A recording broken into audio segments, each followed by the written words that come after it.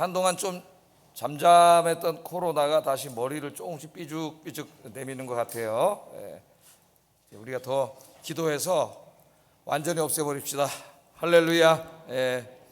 또 이제 각 우리 교회 안에도 또 새롭게 이렇게 지난번에 감염 안 되었던 분들이 또 한두 분 이렇게 어려움 당한 분들이 있는데 빨리 건강해지도록 여러분 많은 기도해 주시기 바랍니다. 자, 오늘은 시험을 견디어내는 자가 복이 있다, 그런 주제로 말씀을 전하겠습니다. 시험을 견디어내는 자가 복이 있다. 오늘 우리가 읽은 본문은 그리스도인들을 쓰러뜨리는 이 사탄의 시험에 대해서 신학적으로 자세하게 가르치고 있는 말씀입니다. 우리가 이렇게 신앙생활을 하고 있는데 우리 눈에 안 보인다고, 이관으로 볼 수 없다고 존재하지 않는 게 아니에요. 사탄이라고 하는 어둠의 권세자가 우리 곁에 날마다 존재하면서 우리를 시험합니다. 시험. 이제 여기 시험, 오늘 본문에서의 시험은 유혹이라고 할 수가 있겠는데, 우리의 육신의 욕심을 자극해가지고 이 욕심을 통해서 시험을 해요. 죄를 짓게 하고 사망에 이르게 한다는 것이 오늘 성경의 중요한 가르침이에요. 욕심이 잉태, 아기를 낳는 것에 비유합니다. 잉태되면 뭐를 낳아요? 죄를 태어나게 해요. 죄가 낳고 그 죄는 가만히 있는 게 아니라 장성해요. 성장해. 자라나서 결국 그 사람을 영적인 사망에 이르게 한다고 하는, 어떻게 보면 상당히 두려운 경고의 말씀입니다. 그래서 오늘 세 가지에 좀 초점을 둬서 설교를 하려고 하는데, 첫째는 우리를 시험하는 자가 있다는 거예요.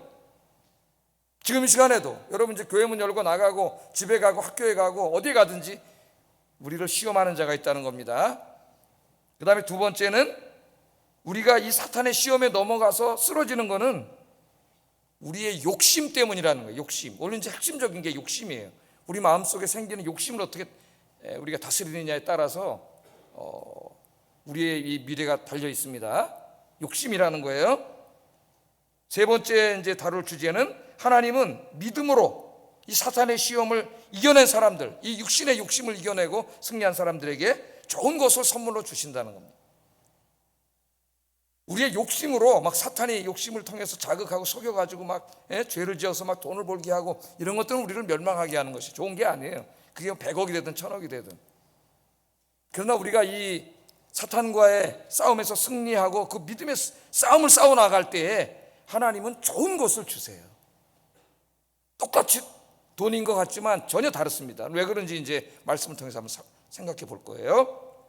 자, 먼저 우리를 시험하는 자, 우리를 쓰러뜨리려고 하는 자, 사탄이 있다, 존재한다. 21세기에는 그런 얘기하면은 저 사람이 무슨 21세기에 지금 옛날 고대 사회 사는 사람도 아니고 무슨 신이 있고 무슨 사탄이 있고 그런 얘기를 하냐, 그런 얘기를 하죠. 그런 얘기를 하는 사람들도 자기들 저기 무슨 건물 짓고 무슨 시작하기 전에는 돼지대가리 잘라놓고 고사 지냅니다. 원자력 발전소 짓는데 맨 처음에 뭐 하는지 아세요? 돼지 자가리 잘라놓고 제사 지내요. 제사.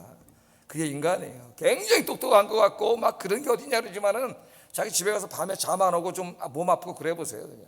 예? 한없이 약한 게 인간이에요. 어리석은 게 인간입니다. 자, 우리를 시험하는 자가 있다는 거 알아야 돼요. 눈으로 보이는 게 다가 아닙니다. 보이지 않지만 분명히 실제하면서 우리 곁에서 늘 우리를 쓰러뜨리려고 하는 자가 있다. 하나님으로부터 멀어지게 하려고 하는 어둠의 권세가 있다. 인격적인 권세가 있다. 이걸 명심해야 돼요. 성경은 배고파서 오는 사자가 먹잇감 찾아다니는 것처럼 이 사탄이 먹잇감을 찾아다닌다고 이야기하고, 그래서 늘 하나님의 전신갑주를 입어야 된다고 에베소서 6장에 강력하게 이야기하고 있습니다. 그런데 많은 성도들이 아무것도 없는 것처럼 그냥 넋놓고 살고 있어요. 완전 무장해제. 기도도 뭐 잘 안 하고 예배도 그냥 잘 안 드리고 말씀 묵상도 별로 없고 이런 신앙생활 하면은 다 마귀의 시험에 넘어가게 돼 있어요. 자, 이 어둠의 권세자인 사탄의 목적이 뭐냐? 우리를 타락시켜요. 죄짓게 하고 타락시켜가지고 하나님으로부터 멀어지게 함으로써 영적인 사망에 이르게 하는 거예요. 그게 사탄의 목적입니다. 이 야고보가 목회를 하면서, 여기 야고보는 이제 예수님의 동생 야고보라는 건 아시죠? 그 정도 이제 지식은 알아야 됩니다. 예수님의 12제자 중에 요한의 형제 야고보가 아니에요. 예수님의 형제 야고보입니다. 자, 이 야고보가 교회 목회를 하면서 가만히 보니까 어느 날 신앙생활을 잘하던 사람들이 갑자기 시험에 들어가지고 넘어지는 사람들을 많이 보게 되는 거예요. 목회자 목회하다 보면 깜짝 안타깝죠. 저렇게 순수하게 신실하게 신앙생활 하던 사람들이 어느 순간에 조금씩 무너져가지고 이상한 사람이 되어 있습니다. 이게 안타까운 거예요.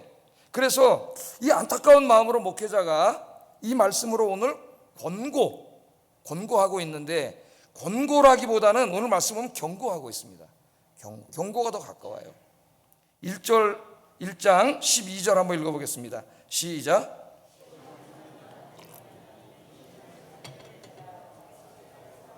약속하신 생명의 면류관을 얻을 것이기 때문이라. 시험을 참는 자가 복이 있다. 이게 무슨 말인가? 시험을 참아? 시험을 참는 자가 복이 있다. 그리고 이 시험을 견디어낸 자가 뭘 받아요? 하나님이 주시는 생명의 면류관을 받는다. 이렇게 얘기를 합니다. 이게 밀접하게 연관되어 있죠. 야고보서에서 이 시험이라는 주제를 심도 있게 다루고 있는데, 이 시험은 이제 헬라어로는 페이라스모스, 헬라어는 몰라도 돼요.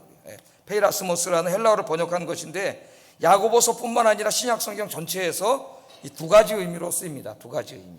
사탄의 시험, 그럴 때 시험이 두 가지 의미로 써요. 첫째는 이 시련이라는 뜻이에요. 시련.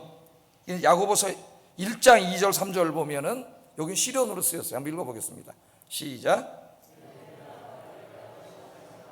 온전히 기쁘게 여기라. 이는 너희 믿음의 시련이 인내를 만들어내는 줄 너희가 알미라.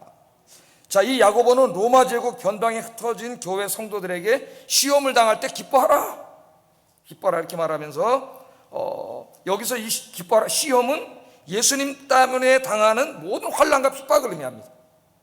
사탄이 우리를 쓰러뜨리려고 할 때 환난과 핍박이라는 무기를 쓰죠.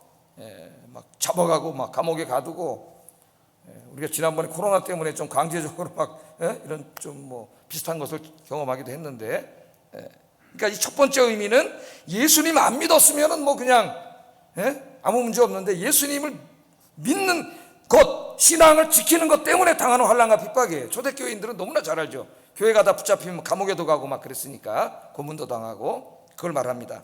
두 번째 의미는 마귀가 우리의 마음속에다 가져다주는 내적인 시험이에요.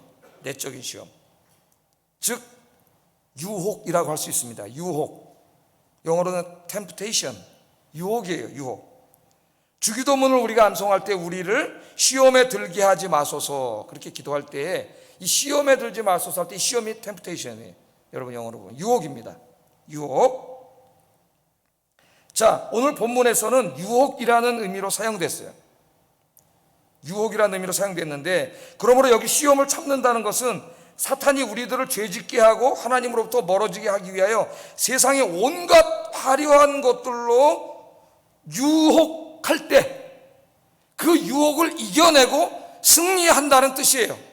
여기 시험을 참는 자가 복이 있다는 말은, 그러니까 시련이란 뜻이 아닙니다. 오늘 본문의 시험은 사탄이 세상의 온갖 좋은 것들을, 화려한 것들을 가져와 가지고 우리 타락한 육신이 좋아하는 것들, 그런 것들을 갖고 와서 우리를 유혹하는 거죠. 죄짓게 하려고, 유혹을 해서 우리를 죄짓게 하려고 그래. 그럴 때 그것을 내가 기도와 믿음으로, 말씀으로 싸워서 유혹에 넘어가지 않고 승리하는 것, 그게 시험을 참는 거예요. 오늘 본문의 뜻입니다. 그 시험을 이겨내는 자가 복이 있다. 오늘 성경은 그렇게 이야기하고 있습니다. 여러분, 우리 교회사 2000년 역사를 보면은 이 경제적으로 풍요로워지고 생활이 편안해졌을 때 신앙생활을 잘한 경우가 거의 없어요. 교회 역사에서. 언제 가장 교회가 순수하고 깨끗했느냐, 언제 성도들이 정말 열심히 신앙생활을 했느냐, 환난과 핍박이 있던 1세기 3세기 교회는 가장 깨끗했고 성도들의 신앙은 가장 순결했어요. 그들은 감옥에 끌려가고 매 맞고 고문당하고 심지어는 순교하면서까지 믿음을 지켰습니다. 그런데 이제 AD 4세기에 여러분이 잘 알듯이 이제 콘스탄티누스 황제가 기독교인이 되고 죽기 전에 세례를 받았지만 그 이전에 이미 기독교인이 됐죠. 수도도 이제 콘스탄티노플, 지금 이스탄불로 옮기고 거기에 큰 기독교 제국을 만들려고 했죠. 황제가 교회 나오게 되니까 교회 안 댕기는 사람들도 교회 나오는 거죠. 그래서 그 이전에 환난과 핍박이 있을 때 교회는 진짜 성도들, 알곡들만 있었는데 이제 막 그냥 쭉쟁이들도 막 와가지고 교회 전체가 이제 그 신앙의 순수성이 흐려지고 이제 믿음도 생활이 편해지니까 그렇게 열심히 있는 믿음이 다 없어진 거죠. 그러면서 교회가 타락하기 시작했어요. 그래서 이제 그걸 안타깝게 여기고 자기의 재산을 팔아서 가난한 사람들에게 나눠주고 이제 저 광야나 산속에 들어가서 거적대기 하나 쳐놓고 기도하면서 성경 묵상하고 연구하던 그 사람들이 수도사들입니다. 그래서 이제 수도원이 생긴 거예요, 지금에. 근데 그 수도원도 나중에 돈이 많아지니까 또 타락해. 하여튼 교회 역사 보면 교회도 재정이 많아질 때 타락해. 이 현대 교회도 이 돈이 많아지면서 돈 때문에 싸움이 나고 문제가 생깁니다. 이 돈이 문제예요, 돈. 하나님이 주신 돈을 하나님의 뜻대로 잘 쓰면 괜찮은데 이게 욕심을 부리기 시작하면은 이 문제가 생기는 거죠, 여기. 우리 한국 교회의 모습이 어쩌면 지금 야고보가 걱정하고 있는 야고보가 목회하는 교회 모습과 비슷하다고 보면 돼요. 우리나라 지금 굉장히 잘 살게 됐잖아요. 어렵고 힘들 때, 제가 어렸을 때는 뭐 잘 사는 사람도 있었지만 대부분 힘들고 어려웠습니다. 그래서 막 도시락 싸가면은 쌀밥 싸가지고 가면 혼났어요, 선생님한테. 그래서 보리쌀을 섞어 가야 되고 30% 부잣집 애들이 쌀밥만 사면 우리가 보리쌀 꽂았습니다, 이렇게. 그럼 그놈들이 받아가지고 거기다 심어가지고 건사받고 그랬어요. 가난하고 힘들 때 정말 얼마나 기도했습니까? 모든 공예배 다 참석해서 예배 드리고 기도하고, 우리 어머니 세대는 보면은 뭐 철야기도 뭐 한 달씩 작정 철야기도 밤 10시 반쯤이면 교회 가셔요, 우리 어머니. 그래가지고 거기 기도 부대가 있어요. 권사님 집사님들이 모여서 새벽 4시까지 철야기도 하고 새벽기도 드리고 새벽에 또 들어오시고 좀 쉬시고 이런 모습을 많이 봤죠. 집에서도 이제 막 애들 저희도 밥 해주면서 일주일씩 금식하시고 이런 게 그냥 흔한 일이었어요. 정말 뜨겁게 하나님을 섬겼기 때문에 여러분이 전쟁의 잿더미가 된 나라가 이렇게 지금 모든 면에서 문화나 경제나 정치 민주화나 뭐 이런 나라가 없습니다, 인류 역사에. 정말 하나님 복을 주신 거예요, 이거는. 그런데 지금 이 경제적인 풍요와 이 안전한 평화로운 생활 속에서 이제는 하나님이 왜 복을 주셨나는 잊어먹고 하나님이 주신 것들로 죄짓고 있다는 거죠. 그게 지금 우리들이 가지고 있는 문제입니다. 오늘 야고보서가 우리에게 가르쳐주고 있는 심각한 경고의 말씀을 우리 한국교회가 들어야 돼요. 자, 야고보는 마귀의 시험을 이겨내고 승리하는 자가 복이 있다, 그렇게 말하면서 왜 복이 있냐면은 생명의 면류관을 받기 때문이라, 그렇게 얘기해요. 생명의 면류관, 여기 생명은 이 생명을 말하는 게 아닙니다. 하나님이 주시는 새 생명, 이터널 라이프, 영생을 말하는 거예요. 그러니까 생명의 면류관은 영생이에요. 마귀의 그 유혹, 시험을 이겨내고 믿음으로 승리한 자들만이 영생을 받을 수 있다, 그 말이에요. 오늘 또 무슨 믿음으로 구원받습니까, 행위로 구원받습니까, 그런 얘기 하자고 하는 게 아닙니다. 그런 설교는 제가 여러 번 여러분에게 가르쳤어요. 오늘 야고보서의 문맥 속에서 이 말씀을 듣는 게 굉장히 중요하다. 여기 면류관이라고 하는 것은 올림픽 용어죠. 올림픽 용어, 고대 올림픽. 지금 언어로 바꾸면 금메달이죠, 금메달. 고대에도 이제 올림픽이 있어서 4년마다 한 번씩 열리고 이시스에서는 2년마다 한 번씩 올림픽이 열렸는데 지금하고 거의 비슷해요. 그때도 마라톤도 있었고 단거리도 있었고 박싱도 있었고 레슬링도 있었고 다 있었어요. 그래서 바울 서신을 읽어보면은 우리의 신앙생활을 올림픽 경기에다가 상당히 많이 비유했습니다.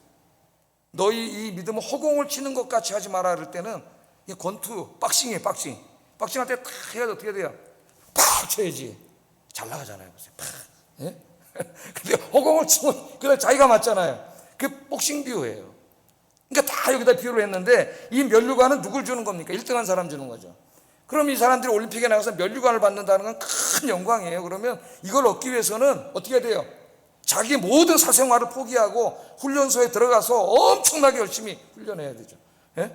뭐 자기 사랑하는 이성 만나는 것도 제한해야 되고 술 마시는 것도 제한해야 되고 세상 즐기는 것도 제한해야 되고 오직 권투 선수는 권투 연습하고, 예? 레슬링 선수는 레슬링하고 마라톤 선수는 마라톤 연습하고.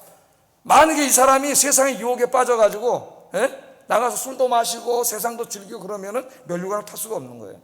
지금 거기다가 비유하고 있는 겁니다, 하나님께서. 그러니까 지금도 똑같죠. 지금도 올림픽 4년마다 한 번씩 열리는데 제가 알기로는 한 2년 전부터 태릉 선수촌에 입소를 해가지고 거기서 이제 합숙 훈련을 하지 않습니까? 엄청난 훈련을 하잖아요. 한 달에 한 번 정도인가 뭐 토요일 날 이렇게 잠깐 외출하고 나머지는 나가지 못해요. 그 젊은이들인데 얼마나 세상 나가서 한잔하고 놀고 춤추고 뭐 그러고 싶겠어요.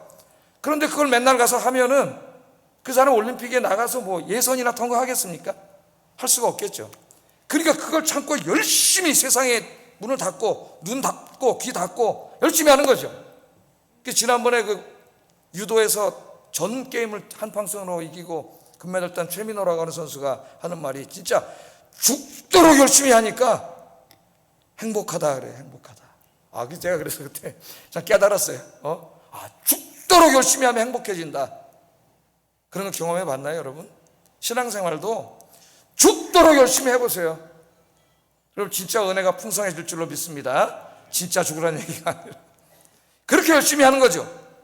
자, 하나님이 주시는 생명의 면류관도 마찬가지예요. 여기다 비유한 거예요. 이 면류관을 얻기 위해서 우리는 지금 이 믿음의 경주를 달려가야 되는데, 사탄이라는 놈이 찾아와가지고 이거 경주 달려가서 면류관 못 쓰게 하려고, 영생을 못 얻게 하려고 우리 인간들 타락한 이 인간의 육신이 탐내는 것들을 가져와가지고 계속 유혹한다는 거예요. 귀에다 들려주고 눈으로 보여주고, 그래서 쓰러진다는 거죠. 많은 성도들이 쓰러지니까 이 생명의 면류관을 얻기 위해서는 그 마귀의 시험으로부터 승리해야 된다는 거예요. 여러분은 승리하고 있습니까? 요한계시록 6장부터 19장까지를 한번 읽어보면은 마귀가 성도들을 쓰러뜨릴 때 사용하는 다양한 무기들, 그 무시무시한 무기, 간교한 무기들이 다 나와요. 거기에 이 마귀의 활동이 마지막 때가 갈수록 강력해지기 때문에 요한계시록이라는 성경을 하나님 우리에게 주셨고, 소아시아 7교회에게 보내는 편지 형식으로 되어 있지만 우리 모두에게 주신 말씀이죠. 그러면서 7교회에게 말씀을 하실 때, 끝날 때 꼭 하시는 말씀이 뭐냐면은 이기는 자에게는 생명의 면류관을 주리라. 물론 다른 비유도 있습니다만 내용은 다 똑같은 거예요. 은유만 다를 뿐이지. 이기는 자, 누구에게 생명의 면류관 준다고요? 이기는 자입니다. 마귀에게 져서 그 유혹에 빠져서 세상으로 나가서 그런 사람은 받지 못해요. 이기는 자에게 생명의 면류관을 준다고 우리 주님 분명히 말씀했으니 늘 기도와 말씀으로 무장해서 사탄과의 영적인 싸움에서 승리하시고 면류관, 생명의 면류관, 영생의 면류관 받으시는 여러분 되기를 주의 이름으로 축복합니다. 그래서 천국에 가가지고 우리 아인교 성도들 다 동창회 한번 해야지. 동창회 다 모여야 되지 않겠어요? 할렐루야.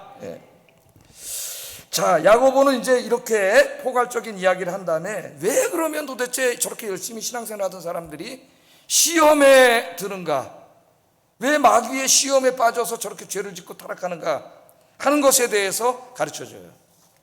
그 원인을 알아야 우리가 이걸 치유할 수 있습니다. 마귀의 시험에 안 넘어갈 수가 있어요. 자, 그 내용이 13절 15절인데 하나는 사람들이 잘못 생각하고 있는 것을 고쳐주고 하나는 그 원인이 무엇인가를 말해주는 말씀이에요. 한번 읽어봅니다. 시작.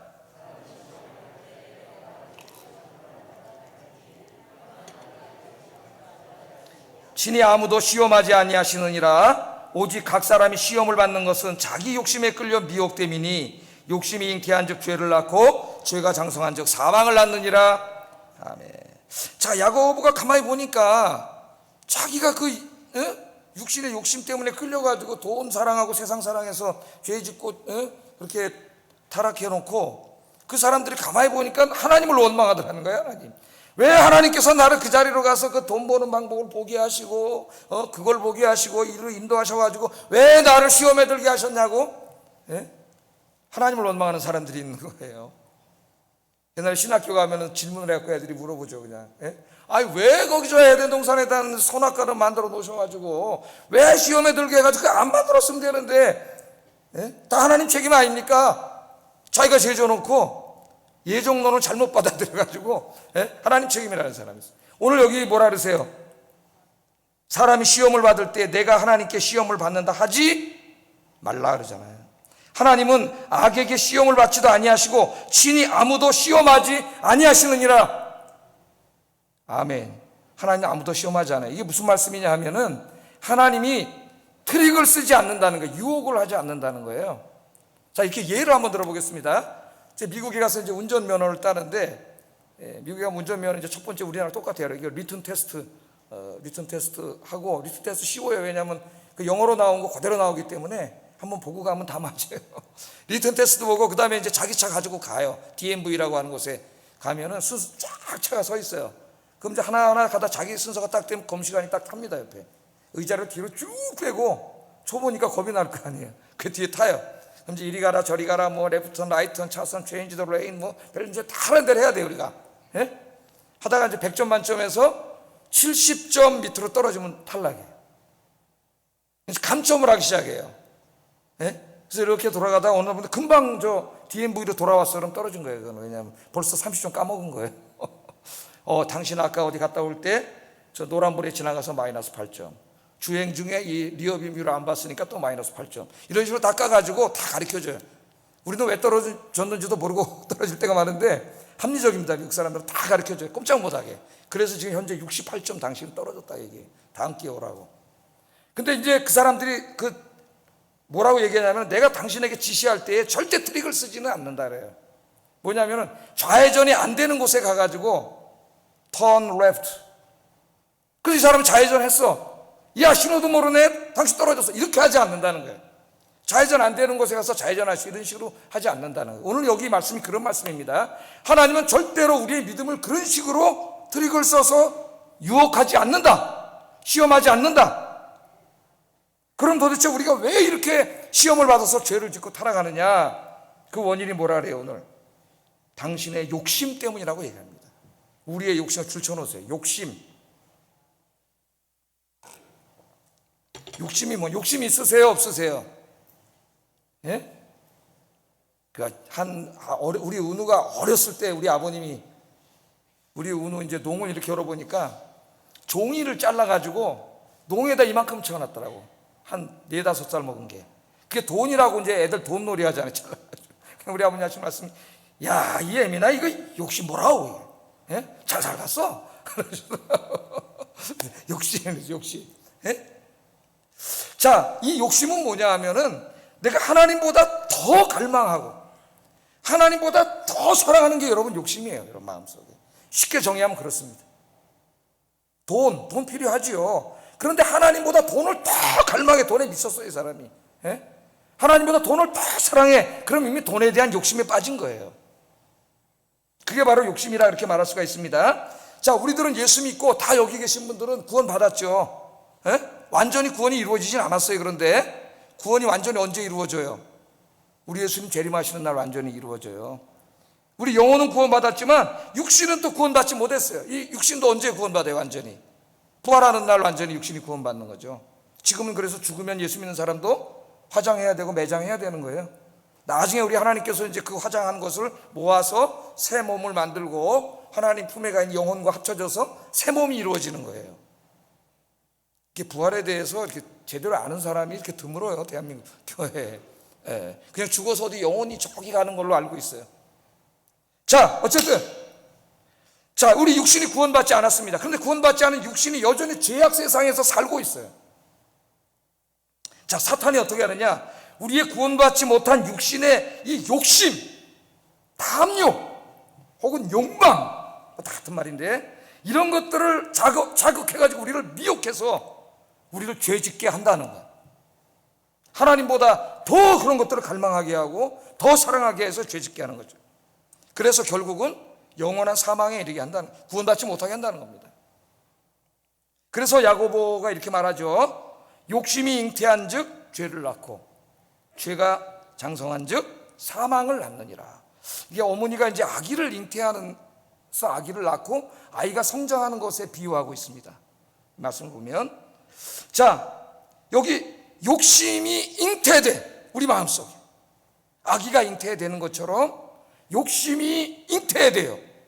그럼 그 욕심이 어머니 10달 동안 어머니 뱃속에서 아이가 자라다가 세상에 나오는 것처럼 욕심이 잉태돼서 이 땅에 나올 때는 죄가 돼요. 죄가 나와요. 그런데 그 죄는 가만히 있지 않고 성장해요. 아이가 자라는 것처럼 점점 내 안에서 성장해가지고 결국은 나를 죽여요. 그 무서운 말씀이에요. 이 말씀이. 그럼 모든 원인은 다 어디 있는 거예요? 욕심에 있는 거죠. 욕심. 이 욕심은 하나님에게서 온 것이 아닙니다. 사탄에게서 온 거예요. 우리를 쓰러뜨리려고 타락한 육신의 정욕을 자극해가지고 욕심을 갖게 한 거죠. 그래서 우리는 욕심이 잉태될 때 조심해야 돼요. 내 마음속에 하나님보다 더 갈망하는 게 여러분 마음속에 막 생기고, 하나님보다 더 사랑하는 게 마음속에 생겼을 때, 이거는 하나님이 주신 비전이 아니에요. 이건 사탄이 갖다 준 욕심이에요. 탐욕입니다. 이것을 그때 처리하지 못하면 이 욕심이 자꾸 잉태되면서 죄가 태어나요. 죄가. 예? 어떤 사람은 다 처음부터 죄인이고 그렇게 나쁜 사람, 그런 사람 없어요. 그 욕심이 내비로 놓고 방치했기 때문에 자기도 모르게 점점 크면서 이게 죄로 태어났고, 예? 그 조그만 죄가 점점 내비로 뒀기 때문에 자라가지고 결국은 이 암세포처럼 다 퍼져서 그 사람이 영적으로 사망에 이르는 결과가 오는 거예요. 죄는요 성장합니다. 그걸 아셔야 돼요. 죄는 가만히 있지 않아요. 죄는 성장하는데 굉장히 빠르게 성장해요. 한 개인에게 뿐만 아니라 공동체 안에서도, 특별히 어디 조금 한 구석에서 죄가 생겨나면 그 죄는 공동체 전체로 엄청나게 빠르게 성장을 해요. 퍼져버려요. 그래서 공동체가 다 무너져요. 그래서 사도 바울이 고린도전서 5장에서 뭐라 그랬어요? 그 누룩을 도려내라 그랬죠. 빨리.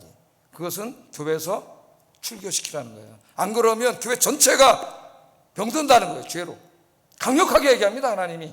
왜? 교회가 중요하기 때문에. 교회 안에서도 성장을 해요. 계속. 그래서 결국은 죽여요. 사망에 이르러요. 그런 교회들이 얼마나 많습니까 지금. 자, 사탄이 우리의 욕심을 자극하는데 뭔가 미끼가 있어야 될 거 아니에요. 미끼. 예? 타락한 욕심이 좋아하는 거. 그 미끼가 뭐냐? 이 유명한 영성신학자로서 우리나라에 많은 영향을 미치고 있는 그 리처드 포스트라고 하는 분 책에 보면 세 가지로 얘기하는데, 많은 신학자들이 동의합니다. 저도 동의하고. 첫째는 돈에 대한 욕심, 돈에 대한 욕망이에요. 둘째는 권력에 대한 욕망입니다. 이 권력은 정치 권력만이 아니라 교회 공동체 안에서 자기가 으뜸이 되려고 하는 이런 권력이에요. 조심해야 됩니다. 권력에 대한 욕망. 세 번째는 성적인 욕망이에요. 이 세 가지 안에 사실은 모든 게 다 들어가 있어요. 우리를 죄짓고 타락시키는. 자, 한번 여러분, 사탄이 우리에게 가장 빈번하게 가지고 와서 우리를 넘어뜨리는 게 돈입니다. 당시 로마 제국의 변방에 흩어져 있던 교회의 성도들 대부분이 가난했어요. 물론 이제 극단적으로 초대 그리스도인들은 다 가난한 하층 사람들이다 이렇게 주장하는 사람도 있지만 잘못된 것이고, 좀 더 연구를 해보면 부자들도 많았고 권력자들도 있었어요. 그러나 대부분 가난했습니다. 그러니까 돈이 필요했고, 이 사탄은 가난한 성도들의 마음속에 하나님보다 돈에 대한 욕망을 더 갖게 만들었죠. 당시에 이 정황을 알려주는 증거가 이제 야고보서를 계속 읽다 보면 야고보서 4장 13절부터 5장 6절에 나옵니다. 사람들은 돈에 대한 욕심에 빠져서 점점 하나님을 멀리하기 시작했어요. 여러분, 돈을 사랑하면 하나님을 사랑할 수 없어요. 하나님 그랬죠. 돈과 하나님 같이 겸하여 섬길 수 없다고.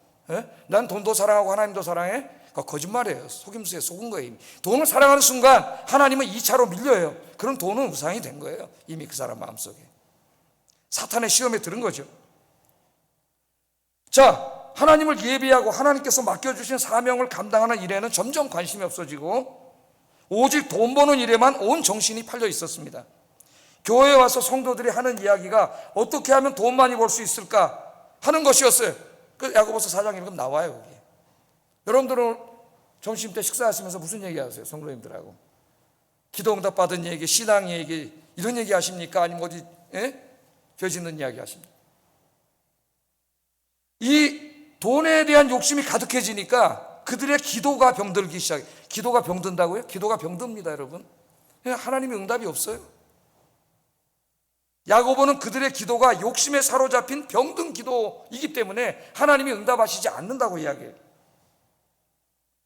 하나님은 구하는 이에게 풍성하게 주시는 하나님, 좋은 곳으로 주시는 하나님이시지만 욕심에 이끌려 하는 기도는 듣지 않으신다고 경고하고 있습니다. 야고보서 4장 3절 한번 읽어보겠습니다. 시작. 열심히 기도하는데 응답이 없어. 왜? 그 사람 마음속에 입이 하나님보다 돈에 대한 욕심이 자리 잡고 있기 때문에 하나님을 이용해 먹는 것밖에 안 되는 거예요. 돈, 정욕으로 기도하는 거예요. 욕심으로. 하나님이 응답 안 해요. 왜? 그래서 돈이 많아지면 그 사람 죄 짓고 사망에 이르는데 하나님 주시겠어요? 히브리서 10장 24절 25절에 보면 당시의 성도들이 세상과 돈 버는 재미에 빠져서 예배를 소홀히 하기 시작했습니다. 사탄은 돈이라고 하는 미끼를 사용해서 신실한 성도들을 하나둘 다 쓰러뜨리기 시작했어요. 돈벌이와 세상의 재미가 붙은 성도들이 점점 예배를 멀리 하기 시작합니다. 예배 시간에도 세상에 나가서 돈을 벌었어요. 예배 드리는 시간에 돈 벌 수 있는데 그 시간에 교회 와서 예배 드리는 것이 너무 아까웠어요. 그래서 예배 시간에도 교회 오지 않고 세상에 나가서 돈 벌고 세상을 즐겼습니다. 하나님께서 이렇게 경고하셨어요. 히브리서 10장 25절 읽어보겠습니다. 시작. 어떤 사람들의 습관과 같이 하지 말고 오직 그날이 가까움을 볼수록 더욱 모이게 힘쓰란 말이에요. 그리할지라는 말은. 그러니까 뭐 이렇게 맨날 교회 나오라 그래. 그냥 주일에 한 번 와서 예배 드리면 되지. 그래서 또 그렇게 저 책을 써내는 자유주의 신학자들도 있어요. 근데 거기에 또 혹하는 사람들이 있어요. 성경대로 믿어야지. 그날이 가까울수록 모이기를 자꾸 모임을 없애는 자들의 그걸 따르지 말고 어떻게 하라 그래. 주님이 오실 날이 가까울수록 모이게 더욱 힘쓰라 하잖아요. 더욱 힘쓰라. 그럼 하나님 말씀대로 신앙생활을 해야지. 이 말씀에 비추어 봤을 때 여러분은 지금 신앙생활을 잘하고 있는지 우리 자신을 돌아봐야 돼요. 정신 차려야 됩니다. 돈에 대한 작은 욕심, 세상에 대한 작은 욕심을 방치해 두면 그 욕심이 우리 안에 생명을 갖게 잉태되고 그게 뿌리를 내리게 되고 자꾸 자라요. 돈 때문에 죄짓게 되고 결국 영적인 사망에 이르게 됩니다. 하나님의 말씀이에요. 성적인 욕망도 마찬가지입니다. 처음에는 매력적인 여성이나 남성이 눈에 보일 수 있죠. 그 눈에 보이는데 그게 뭐 잘못이에요. 우리가 이렇게 지나가다 보면 꽃도 있고 꽃이 보면 이쁘잖아요. 그 이쁜 걸 이쁘다고 하는데 그건 잘못이 아니에요. 그러다 거기에서 그런 마음이 생길 때 그 다음에 어떻게 돼요? 다른 음탕한 마음을 가지고 쳐다보기 시작할 때가 이제 욕심이에요. 욕심. 그 욕망이라고 할 수가 있겠죠. 그때 빨리 기도와 성령의 도움을 받아서 그 욕망을 없애지 않으면 음탕한 자가 되고 성적인 죄악에 빠지게 돼요. 결국 그것이 자라서 그 사람을 사망에 이르게 합니다. 그러니까 이런 욕망이 생길 때 기도해야 돼요. 사탄이 주는 것 조심해야 됩니다. 여러분 속지 마세요. 화려하지만 굉장히 내 육신의 것을 자극하지만 화려할수록 좋아 보일수록 내 육신의 이 정욕을 자극할수록 위험한 것일 확률이 굉장히 높다. 이걸 아셔야 돼요. 그래서 야고보가 뭐라 그러냐. 속지 말라 그러죠. 속지 말라. 16절 한번 읽어보겠습니다. 시작. 속지 마세요. 속지 마시고 기도와 말씀으로 마귀와 싸워서 승리하는 여러분 되기를 주의 이름으로 축복합니다. 이 계시록 17장에 보면은 여러분 그 음녀가 나오죠. 음녀. 음녀. 모든 성도들을 미혹해서 다 이렇게 사망에 이르게 하는 음녀가 나와요. 근데 음녀를 보면은 여러분 한번 읽어보세요. 자줏빛 옷은 그 당시에 제일 비싼 왕족이 입던 옷입니다. 화려한 옷을 입고 온몸을 금과 보석과 진주로 꾸미고 있고 손에는 금잔을 들고 있어요. 그러니까 쳐다볼 때는 와 어마어마하게 화려하고 누구나 다 한번 동경하고 싶은 그런 여성의 모습인데 영적인 눈으로 그 금대접 안을 들여다보니까 온갖 죄악과 우상과 귀신들이 시글시글해. 그 음녀가 누구예요? 로마예요. 로마. 그 당시에 전 세계를 지배하고 있던 로마고 로마 제국의 수도인 로마예요. 로마에 가면 웅장한 건축물들이 들어서 있고 경제적으로 풍요하고 군사적으로 안전하고 평화롭고 누구나 동경하는 그것입니다. 어떻게 보면 지금 20세기 뉴욕과 파리와 같은 런던과 같은 곳이라고 할 수가 있겠죠. 우리 서울도 얼마나 화려해. 그냥 인간의 눈으로 보면 너무나 화려하고 우리의 육신을 다 끌지만 영적인 눈으로 바라보니까 그 안에 귀신과 죄악들, 귀신들이 시글시글 하더라 이거예요. 우리가 사는 이 세상을 영적인 눈으로 바라볼 수 있기를 주의 이름으로 축복합니다. 욕심에서 시작됐다는 거 기억하셔야 돼요. 욕심은 잉태되면 반드시 죄를 낳습니다. 그리고 죄는 자랍니다. 성장합니다. 암세포처럼 다 퍼져가지고 결국 죽습니다. 오늘 이 말씀을 마음에 깊이 새기고 욕심이 단계가 생겼을 때 그때 정말 하나님 앞에 기도하면서 이 욕심을 떨어내는 여러분 되기를 주의 이름으로 축복합니다. 자, 마지막으로 이처럼 이 타락한 육신을 통해서 계속 시험하는 이 마귀가 시험할 때 기도와 말씀으로 그 마귀와 싸우면서 승리하는 성도들, 그 성도들에게는 하나님이 좋은 선물을 주신다 그래요. 믿습니까? 하나님이 저 나중에 종말에 영생만 주시는 게 아니라 우리도 구원받았지만 이 땅에 살아야 되잖아요. 사는데 육신의 필요가 있잖아요. 끝들을 누가 주시냐? 하나님이 주신다는 거예요. 속으면 안 돼요. 우리의 이 육신의 욕심을 이걸 자극시켜가지고 이걸로 막 죄짓게 해가지고 막 불의한 행동을 통해서 돈을 벌고 그 돈 벌 수 있죠. 그건 결국 사망에 이르게 돼요. 그러나 우리가 그런 욕심과 싸워 나가면서 신앙생활 할 때는 하나님이 주신다는 거예요. 자, 어떻게 주시는지 봅시다. 17절 한번 읽어보겠습니다. 시작.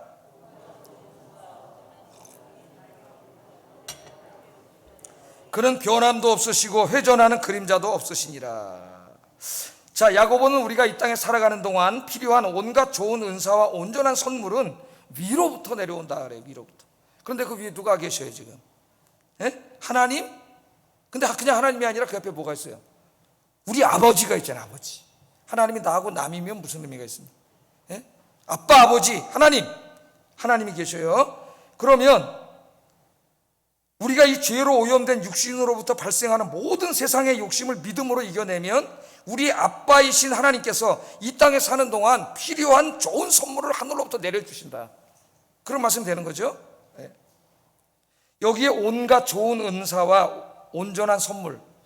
온갖 좋은 은사는 뭐고 온전한 선물은 뭐냐?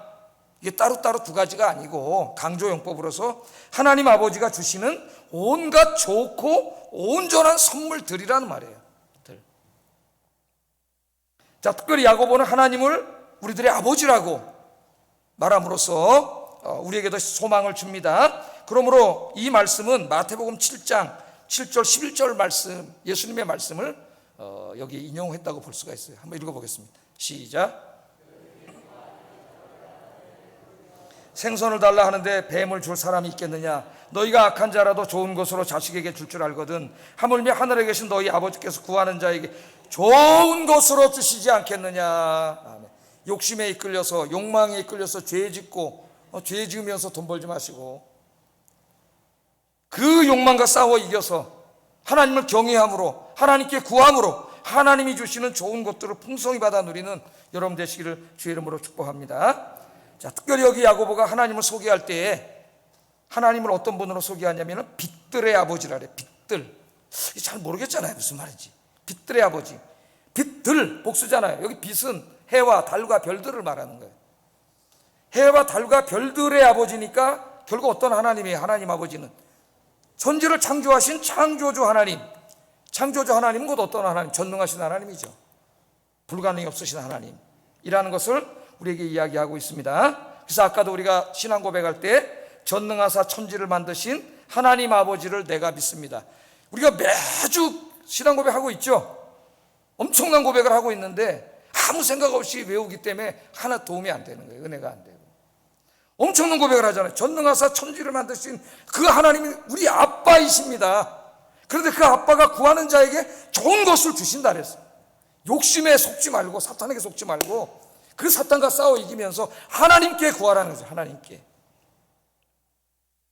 그런데 말씀을 또 보세요.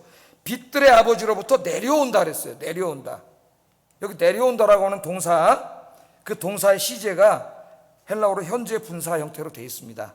그 말은 뭐냐면 계속되는 행위를 말하는 거예요. 그러니까 하나님께서 좋은 것들을 내려주시는데 한 번 주고 안 주시는 게 아니라 계속 주시는 거예요. 계속. 우리 어디서 그걸 봤죠? 출애굽기에서 그 만나 주실 때 매일 하나님이 일용할 양식을 주시는 것처럼 매일 내려주시는 거죠. 하나님께서. 이 계속된 의미가 있어요. 그런데 또 하나님에 대해서 또 얘기해요. 확신을 주기 위해서. 계속 내려주시는데 그 하나님 어떤 하나님이냐? 변함도 없으시고 회전하는 그림자도 없으신 하나님이라 그래요.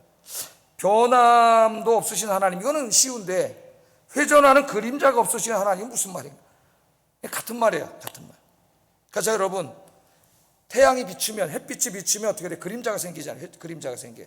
그럼 햇빛이 이렇게 회전할 때 그림자가 바뀌잖아요. 변하잖아요. 예? 이렇게 바뀌지만 하나님께서는 이 빛에 의해서 그림자가 생기는 분이 아니기 때문에 변함이 없으시다는 거예요. 그러니까 변함 없으신 하나님. 하나님이 전능하시고 또 필요한 것 좋은 것을 내려주시는데 변덕이 죽을 듯 한 분이라면 어떻게 되겠어요? 우리는 변덕이 죽을 듯 하잖아요. 어느 날 나한테 잘하면 좀 이쁘다가 또 잘못하면 꼴도 보기 싫고 뭐 그러지 않습니까? 뭐 솔직히 말하면 저도 그렇고 안 그러려고 우리가 기도하는 거죠. 예. 근데 하나님은 변덕스러운 분이야. 하나님은 신실한 분이에요. 그래서 아버지 하나님을 의지하고 사탄과의 싸움에서 이 욕심과의 싸움에서 승리하면서 하나님을 의지하고 기도하는 자에게는 변함없으신 천지를 창조하신 전능하신 하나님 아버지가 이 땅에 좋은 것, 온전한 것들로 내려주신다는 겁니다. 할렐루야. 하나님께서도요, 우리가 이 땅에 살아가는 동안 돈이 필요하고 건강한 성생활도 필요하고 높은 지위도 필요하다는 것을 다 아셔요. 그래서 신실한 성도들에게 하나님이 매일매일 풍성하게 내려주실 줄로 믿습니다. 이게 오늘 약속의 말씀이에요. 예? 자, 한번 보세요. 마귀가 주는 것과 하나님께서 주는 것이 겉으로 보면 비슷하게 보일 수 있습니다. 마귀도 우리들에게 돈을 줄 수 있고 하나님도 우리에게 돈을 줄 수 있어요. 마귀가 주는 것은 미끼라는 거 알아야 돼. 미끼. 예? 우리를 유혹해가지고 죄짓게 하고 사망에 이르게 하려고 미끼로 주는 거예요. 마귀가 주는 거는. 그러나 하나님께서 주시는 것은 선한 것입니다. 우리를 영육간에 더욱 복되게 하고 행복하게 하시려고 주시는 거예요. 자, 예를 들어보겠어요. 마귀는 우리의 육신의 욕심을 자극하여 돈을 벌게 합니다.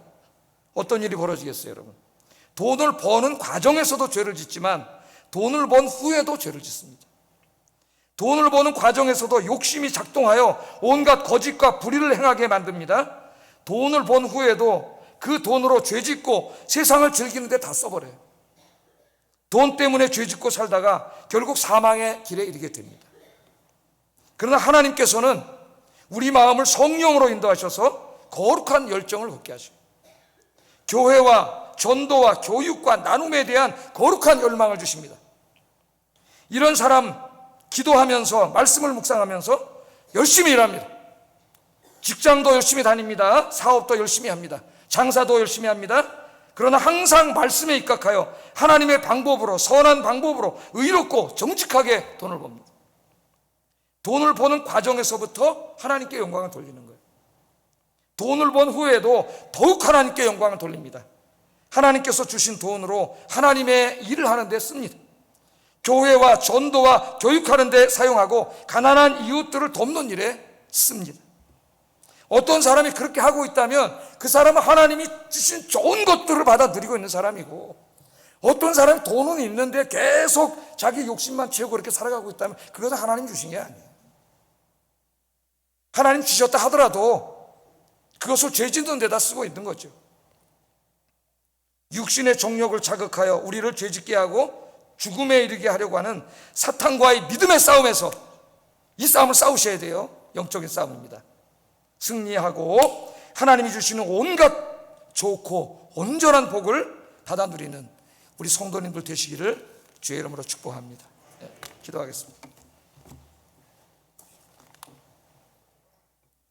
두 가지를 기도하겠어요. 사탄이 육신의 정욕을 자극하여 시험할 때에 믿음으로 승리하여 하나님이 주시는 영생의 면류관을 받게 하소서. 제일 중요한 거죠. 두 번째, 온갖 좋고 온전한 선물을 주시는 하나님을 신뢰하고 이 믿음의 길, 영적인 싸움의 길을 걸어가게 하소서. 기도하겠습니다. 사랑과 은혜가 충만하신 아버지 하나님, 주님의 은혜를 감사합니다. 오늘 이 말씀을 통하여 우리가 왜 사탄의 이 미혹과 시험에 빠져서 자꾸 죄를 짓고 사망의 길로 걸어가게 되는가? 오늘 이 말씀을 통하여 깨우쳐 주신 것 감사합니다. 욕심 때문이라고 주님은 말씀합니다. 타락한 육신의 욕심을 자극하여 사탄은 계속 우리로 하여금 죄를 짓게 하고 사망에 이르게 하려고 합니다. 우리 마음에 이 육신의 정욕과 죄악이 싹트기 시작할 때 그때에 하나님 앞에 무릎 꿇고 몸부림치며 기도하여 이 욕심의 싹을 잘라버리게 하시고 이 믿음의 싸움을 승리로 하루하루 살아감으로 말미암아 하나님이 하늘에서 내려주시는 전능하신 창조주 우리 아빠 하나님이 매일매일 내려주시는 이 변함없으신 하나님이 내려주시는 이 좋고 온전한 선물들을 풍성히 받아 누리는 아이언교회 성도들이 되게 하여 주시옵소서. 예수님 이름으로 기도드립니다. 아멘.